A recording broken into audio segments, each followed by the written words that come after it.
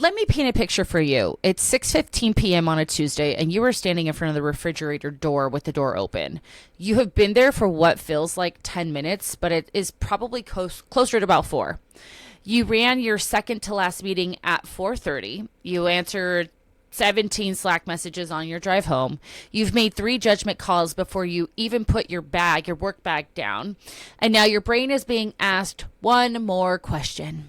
What's for dinner? And you, the woman who can run a P&L review, who can read Room of Executives, who can decide in under a minute whether to keep a project or kill the project, that woman is just standing there, staring at a bag of pre-washed spinach like it personally offended you. So you close the fridge, you order the takeout again, and then you lie in your bed at 11 p.m. with that quiet, very familiar feeling in your chest. The one that says, what the fuck is wrong with you? You know what to do. Why can't you just do it? My girls, I want you to hear me because I'm going to say this once and then I'm going to say it again. And then you're going to listen to other episodes and you're going to hear it a 3rd, 4th, 10th time. Nothing is wrong with you. You are not lazy. You're not a lazy piece of shit, as you tell yourself. You're also not failing at your health. You're decision fatigued. And today we're going to talk about exactly what that means. What is actually happening inside your brain when this hits, why it hits high achieving women, it hits them the hardest, and what to do about it that doesn't involve another meal prep Sunday that you'll resent by Wednesday. I see this all the time. Welcome to the Mindset Mirror Connection podcast, the podcast where we have honest conversations about food, body, exercise, and mindset. I'm your host, Christina Hathaway, licensed associate marriage and family therapist with specialized training in food and body obsession, certified personal trainer and nutrition coach. And we have candid conversations about how your mind, your body, and your identity are one integrated system and teach you how to treat it accordingly. So if you're a high-performing individual who loves educational, thoughtful, and no bullshit conversations around health and wellness, you're in the right place. Here we believe what you say in your mind, you see in the mirror. So let's have a conversation about that. What's up, guys? Welcome back to the Mindset Mirror Connection podcast. I am so excited you took this time out for yourself to learn something about your physical and mental health. And this is the place. This is a place where we talk about all things, whether it's behavior change without bypass, nutrition without rules and regulations, the inner work that actually is going to move the needle. And today I want to talk about something that we hear often, this idea of decision fatigue, but we never really talk about what it is. So I want to start with the actual lived experience because I think of a lot of these conversations on decision fatigue stay very theoretical. They stay almost like the prefrontal cortex slide on a TED Talks, right? They never come down to actually you standing in that kitchen. So I want to describe a few moments and you ask yourself, like, does this hit? So we wake up clear-headed. We drink our water. We have our protein. By 10 a.m., we're absolutely crushing life. By noon, I've already led a couple of meetings. By 2 p.m., I've already made probably 200 micro decisions about my business, but also my team, my kids, the calendar, the inbox, the day in general. And then somewhere between 3 to 5 p.m., something shifts.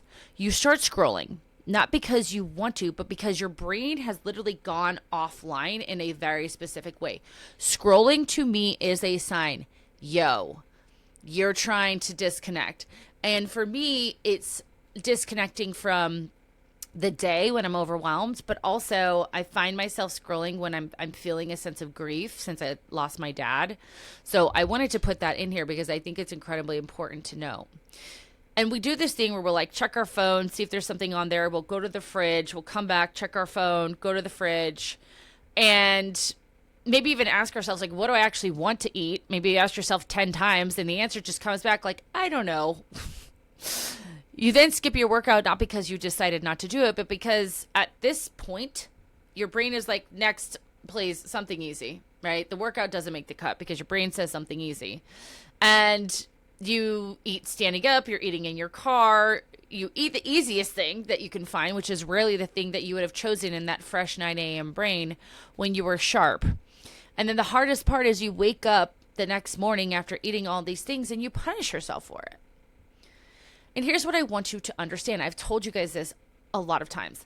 The woman at 6 p.m. is not a different person than the woman at 9 a.m. You have the same brain, you have the same values, the same goal, the same intellect. What is different is capacity and fuel.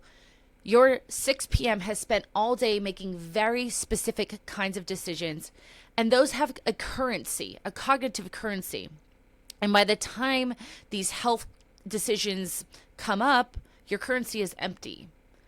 This is not a willpower problem. It's a sequencing problem. And once you understand that, everything about how you build your health strategy starts to change. But I want to talk about what's actually happening in the brain and put some real neuroscience behind this, because I love to be a neuroscience girly. Because I want you to walk away from this episode with a language where you can actually explain what's happening, because when you do that, you stop blaming yourself. Decision fatigue is a measurable decline in your quality of decisions after a long stretch of decision making. Let me say that again, you guys. Decision fatigue is the measurable decline in the quality of your decision making after a long stretch of decision making. This is not a metaphor. It is not just something we say. It is not vibes. It actually shows up in brain scans. The region of your brain, as I already mentioned, doing most of the work when you're making decisions is your prefrontal cortex. Your prefrontal cortex makes a lot of thoughtful choices. It's the part of your brain right here. If you tap on your forehead, it's right behind here. And I want you to think of it as the executive suite in your brain, because it handles everything. It handles planning, self-control, weighing your options, holding back impulses, and projecting consequences into the future.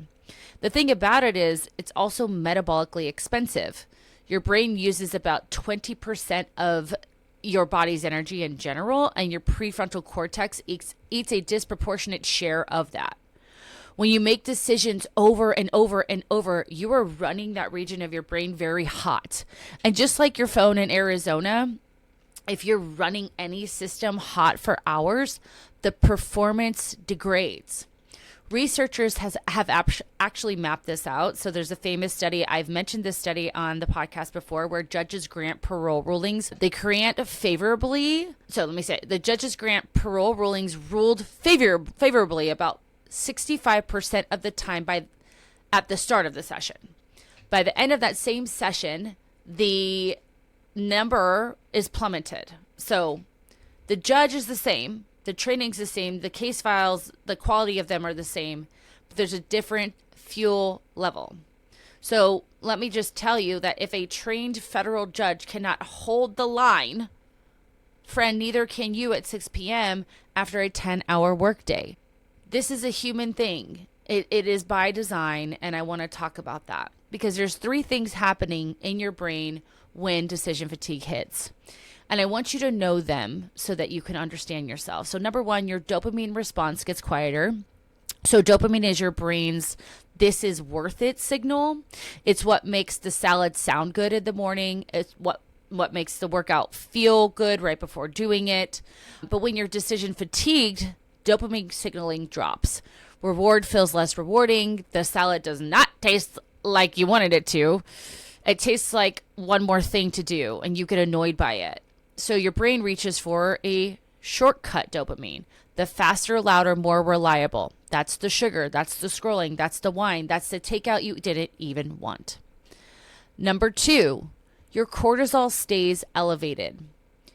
Cortisol is your stress hormone, and a little is fine and it's helpful, right?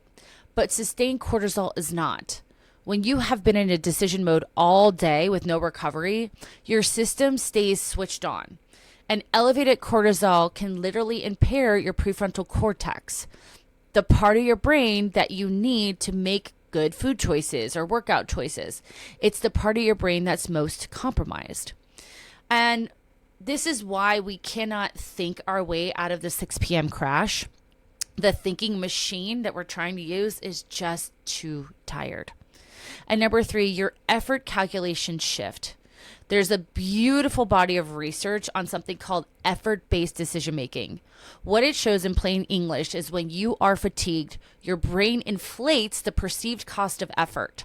The workout that took 30 minutes yesterday now feels like it will take 3 hours. The dinner that took 15 minutes to prep on Sunday now feels like a multi-step ordeal. The choice that was easy at 9 a.m. is genuinely neurologically more expensive at 6 p.m. This is not something you guys are imagining. You're not imagining that it feels harder. It is harder. The same task is more expensive on the brain. So when you tell yourself at 6 p.m., I just don't have it in me tonight, you're not making excuses, guys. You're reading your fuel gauge accurately. This is not a problem with that reading. The problem is that we built our whole health strategy around the assumption that the gauge will always stay full, especially for high achieving women. We think we can do it all. So let me talk about y'all. So this problem doesn't hit every person the same way. And it hits my high achieving, go-getting women much harder. And it hits in a particularly concentrated, almost invisible way, because I work with these ladies. I work with women running companies. They're running departments. I'm talking like medical departments. They're running households, of course. They're on board meetings. They are philanthropists. And some of them are younger, right? Some of them are in their mid-30s, some up to 50. Some have kids, some don't. Some are partnered, some are not. The common thread is not their lifestyle. It is decision density. Your average adult is making thousands of conscious choices in a day.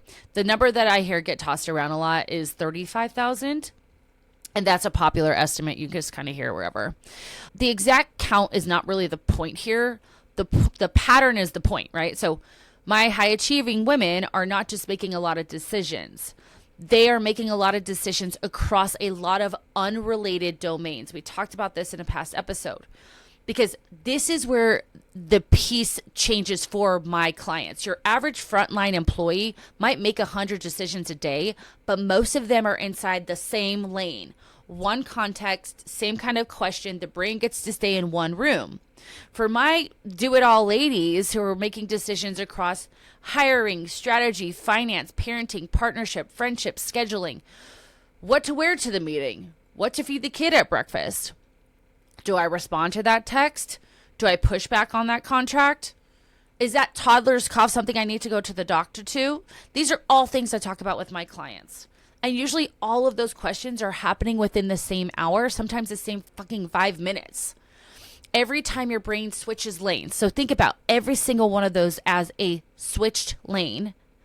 It has to reload context. What that reload is called is domain switch. And it's one of the most expensive things your prefrontal cortex does. It is not free. It is not invisible. It is metabolically taxing in a way that just doing one hard thing for an hour is not. That is why the CEO can come home from a 10-hour day of strategic thinking and have less in the tank than someone who did manual labor for 12 hours. I say this all the time. We forget that our energy goes to our cognitive health. I'm saying our fuel. Let me say that again. Our fuel helps fuel our cognitive energy. Better way of saying that. We as women do not seem to know that. We think our fuel is solely for our exercise, but that is false. And this is proving it to you, right? We are using a different type of fuel because of that domain switch, which is leading to a different kind of drain in that energy. Now, I've talked about this before, but layer in that what's unique for women and mothers specifically. You're not just making your decisions. In most households that I have worked with, you're managing the invisible labor, the schedule, the gifts, the appointments, the crazy hair day, the school forms, the holiday plans, the doctor calls, the family birthdays, the social calendar. This is that mental load we talked about, right? Talked about capacity, and it is real. It is documented. It is a measurable cognitive task. You are also making decisions about how to be perceived on top of that.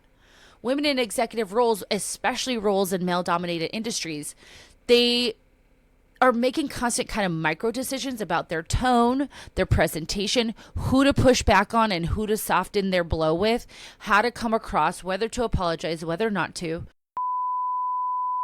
Are you tired of wasting your money on diet and exercise program that leave you feeling pretty much the same?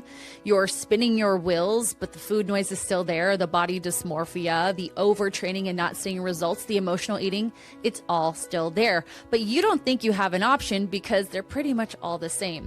What if the next program you invest in combines therapeutic practice with exercise and nutrition science and behavioral change? What if this program focuses on what you say in your mind so that you can have a better relationship on what you see in the mirror? Hi, I'm Christina Hathaway, licensed therapist with specialized training in food and body obsession, certified personal trainer and nutrition coach, and I'm the founder of the Mindset of Matter coaching program. Here, we see your mind, your body, and your identity as one integrated system and treat it as such.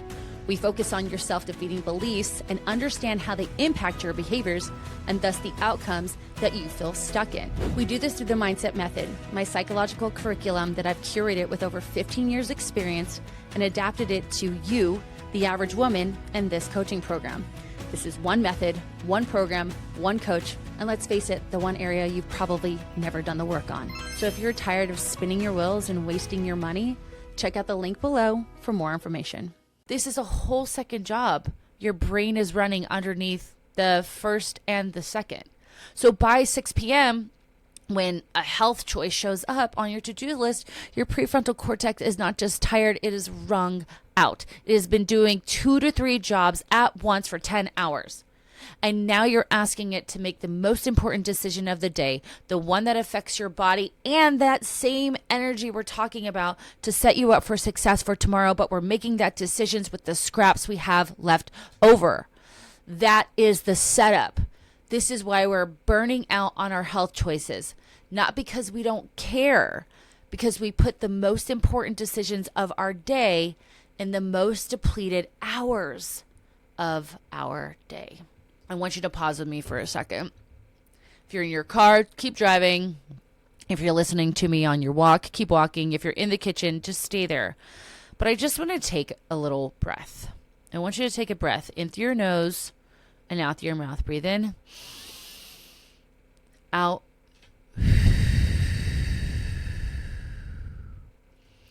Because I know that if you are the woman in this episode, you've probably spent years calling yourself names that don't fit, right? That you're lazy, you're inconsistent, you're all over the place, you're a hot mess, you're not disciplined enough, you know better, right? Your system is overloaded. Those are very different problems than what you tell yourself. And the good news is it's solvable. This is the one that you can solve. And there's a framework that I want to teach you to help solve it. So I want to give you this framework I use with many of my private clients, and it's the decide less to live more.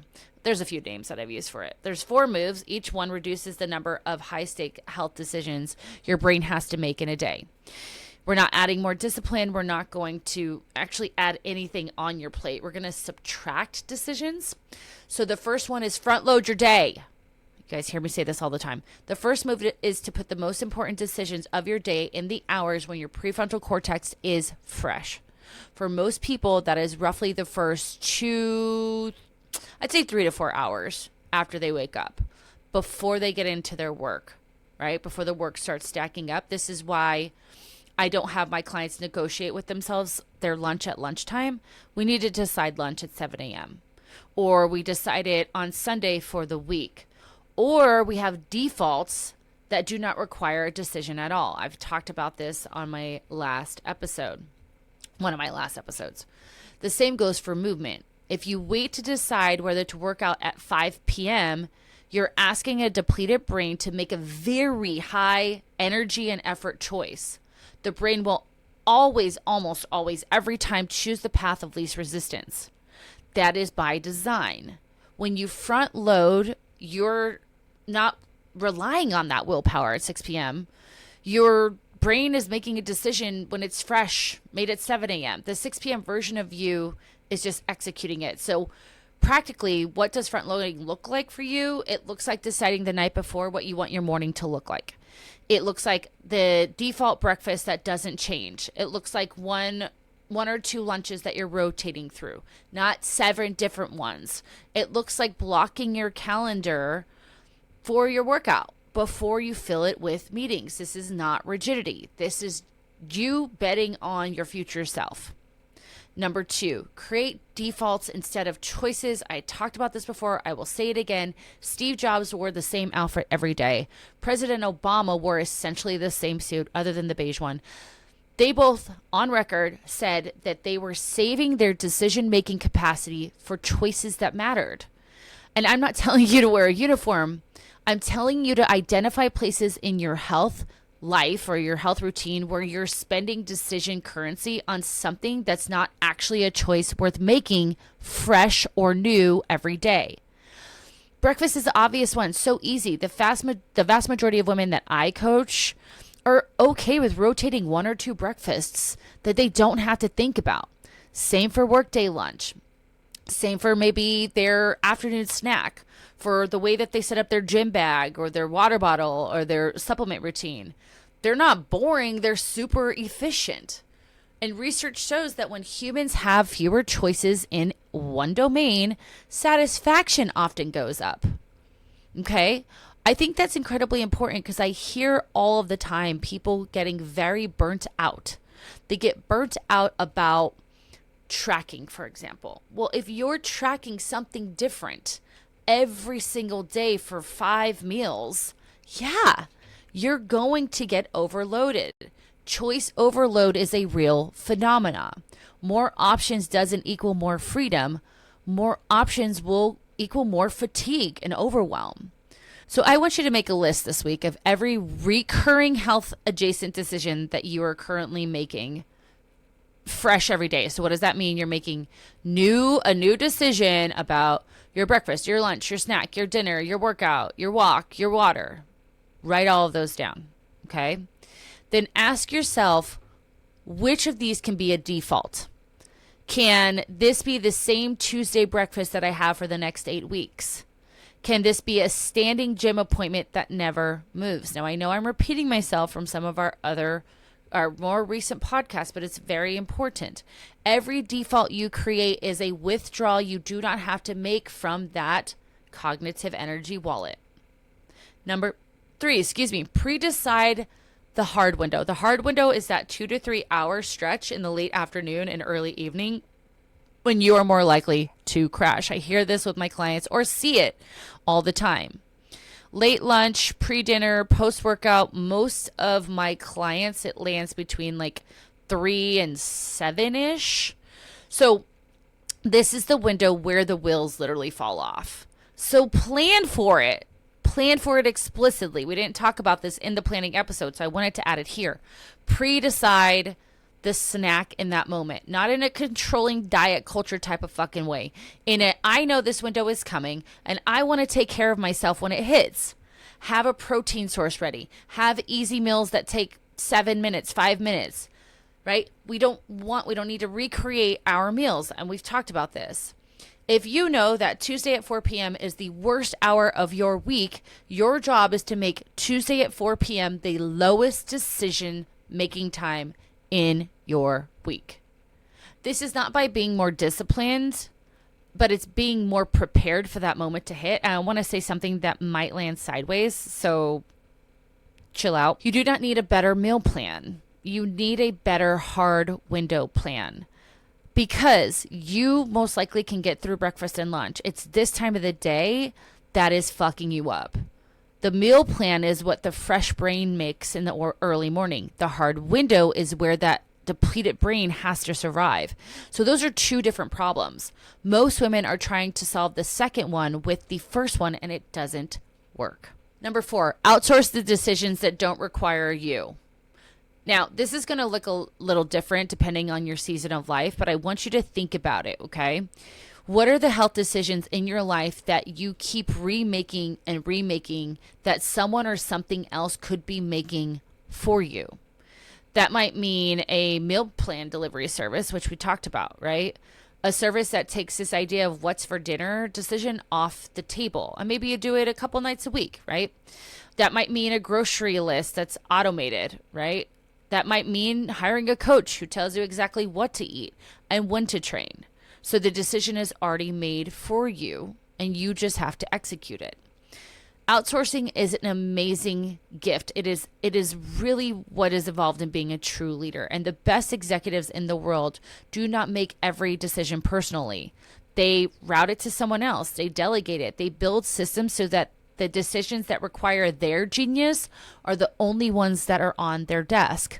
Your health deserves the same operating model. If you are the CEO of a company, you would never personally approve every office supply order, right? You have someone to do that.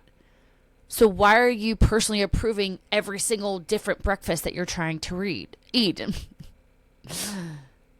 I want you to say that to yourself again. Why are you personally approving every breakfast? This is the move that breaks the cycle for so many of my clients. Not because, again, they suddenly build something that was never there. They just stop spending executive currency on choices that do not require executive thought. Write it down, ladies and gentlemen. All right, so I want to walk you through what this actually looks like in a real week, right? Because I can talk about this all day long, but frameworks without execution are just really good ideas. And I have a lot of those, but let's put this into work. So let's say you're a senior leader, you have 2 kids, you have a partner who also works, you have a board meeting on Wednesdays, a school recital on Thursday, and one of your direct reports just put in their notice on Monday. So let's talk about what the old version of you would do. You'd start eating super clean on Sunday meal prep, right? By Tuesday, you are kind of eating around it. By Wednesday, you're already in takeout hell and you're eating it in the parking lot before the board meeting. By Thursday, you've stopped tracking, you've stopped moving, you've stopped checking in with yourself. And by Sunday, you are once again mentally restarting. And we just restart that cycle over again. Okay? So this is decision load. This is a decision load issue, right? Because we have so much going on that week. So here's what a decide less to live more version of that week might look like. Sunday, you choose your breakfast default and your hard window snack for the week. Just decide those 2 things. Not a full meal prep, just 2 defaults. Monday, breakfast is automated. You do not have to think about it. Hard window comes. You eat the snack you chose for yourself.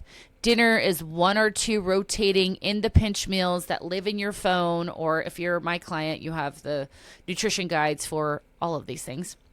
Tuesday, board prep ramps up. Lunch is the same as it was on Monday. Workout is in the calendar at 6:30 a.m. because you front load your day. It's done before the day gets loud. Wednesday is your board meeting day. Again, we eat the same breakfast. You have the same hard window snack at 4 p.m. in your car on the way to your next place, right? Dinner happens because it's already pre-decided. So we just decide. We did not give you more decisions. We actually took decisions away, right? Especially in the hours where you had the least amount of energy to spend. We routed your decision to the cheapest hour of the day, which is the morning. We let the rest of the day be execution of those decisions. And here's the most important thing. When we do this, we do not feel like we're white knuckling our way through. We actually feel like we've lived a life that supports us, right? Instead of having to constantly override and think and make decisions. This is what high functioning health looks like for high achieving women. Not more choices.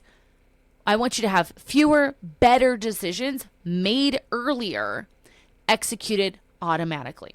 Now, before I let you guys go, I want to talk about the inner piece of this because obviously that's what I do here. If you're noticing something kind of stir up as I was talking, or if you felt a little defensive, a little, seen, a little sad, I want you to know that a lot of high achieving women have built an identity around being the one who can handle anything. She's the one, like me, who does not need help. the one who does not need defaults, because defaults are for people who can't perform at the same level as her. That identity has got you a lot, and it's wonderful. That identity is also the reason, though, you're sitting in your kitchen at 6 p.m. unable to decide what to frickin' eat. The work is not abandoning that part of you that can handle anything. The work is teaching her that the most powerful thing she can do, the most strategic thing she can do for herself, is to stop spending genius on grocery decisions. You can be a high performer and have a system. You can be brilliant and have a default. You can be the one that handles things and also be the one who decided on purpose to stop carrying things that do not require your hands. I talked about this in the silent collapse. Please go back if you didn't get to listen to it. We are not lowering our standards. We are raising our floor. And the next time you find yourself standing in front of that fucking refrigerator at 6 p.m., I want you to remember this. The version of you who put the fridge there, who built the life, who carried that day, she did not fail at health. You're just running out of fuel for the most important decisions of your day. So tomorrow, we can put the fuel back where it belongs. We pre-decide the things that do not deserve our genius, and we give back the brain space to be brilliant where it actually counts. Now, for a lot of you, or for every single person, this is going to look different. Again, every woman I work with is in a different place of life. Some have their children at home, they're young children, some are new parents, some are empty nesters. Okay. So that's really important for you to note that what works for one person is not going to work for you, and that is okay. And if this episode landed with you, I want you to do one thing this week. Pick one default, just one. Pick a breakfast or a hard window snack or your lunch for Wednesday. Make it the same for the next 8 weeks. See what happens when you free up brain space. Number 2, I want you to identify that hard window, right? Look at your calendar this week and find that 2 to 3 hour stretch where the wheels fucking fall off, right? Write it down. That is your appointment with reality. Plan for it like you would any other meeting. And number 3, I want to help you build this kind of system into your life.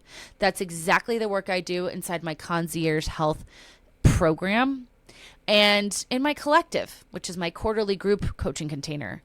I will link both of those in the show notes below. You do not have to figure out how to do this alone. If this episode helped you, the kindest thing you can do is share this with a woman in your life who needs to hear it. Send her this link, text it to her. She is probably standing in front of her own fridge right now. And as always, if you love this information, please make sure you have subscribed to my YouTube channel, the Mindset Mirror Connection Pod, and that you are following us anywhere you're listening to this in your ears. And if you are so gracious and kind, a 5-star rating and review takes about 5 minutes on YouTube if you're writing something, and it helps us tremendously. My goal is to get this information out to more people, and the more reviews we have, the more likely that will happen. Thank you guys for everything. I hope that you found this helpful, and I'm going to leave you with reminding you that what you say in your mind, you see in the mirror. Bye-bye.